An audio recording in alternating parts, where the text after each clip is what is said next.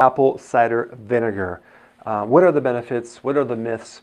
First of all, here's the myth that apple cider vinegar contains a lot of nutrients. It really does not. It doesn't have a lot of vitamin A, it doesn't have a lot of vitamin C, it doesn't have a lot of minerals.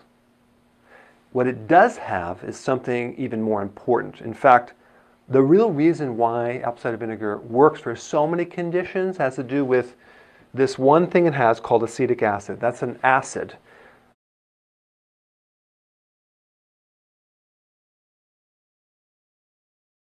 And the reason why it works is, and this might go against a lot of philosophies out there, is that the body, most bodies that I check in my office over many, many years, are way too alkaline.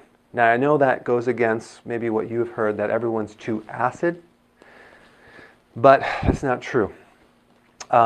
You really have to, when you talk about pH, you really have to understand that every part of your body has a different pH. So if someone says, oh yeah, you're too acid, well, what pH are you talking about? The urine? Are you talking about the saliva? The real true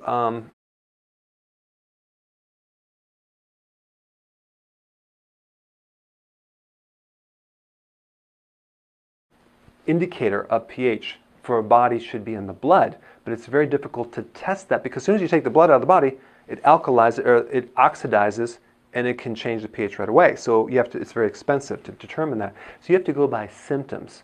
And so if you ever wanted to really know, just look up in, I don't know, Google it, all the conditions for 2-acid, called acidosis, and look up for the conditions of alkalosis and all those symptoms. And you'll be able to see which ones you have, and you can determine based on those two factors.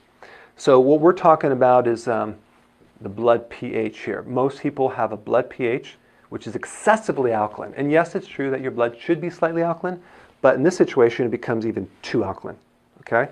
And that's why apple cider vinegar works so well, because it changes. If you change the pH of your body just a slight bit, you can create huge effects, because the pH is so important in transporting minerals and allowing enzymes to work, to stimulating the thyroid, to increasing metabolism, all these things. So let's just take a deeper look at this one acid, acetic acid.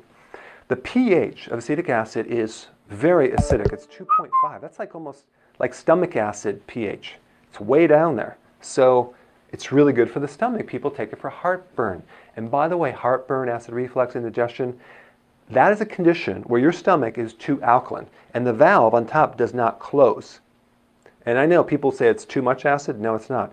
In fact, if you have acid reflux or heartburn, just take some apple cider vinegar and see how much better you feel. I mean, you'll feel wonderful, because the valve will start closing on the top, and the acid won't start regurgitating up through that valve. So it's good for GERD, acid reflux, indigestion. Okay? And as you age, especially over the age of 50, 60, 70, your pH in your stomach starts going lower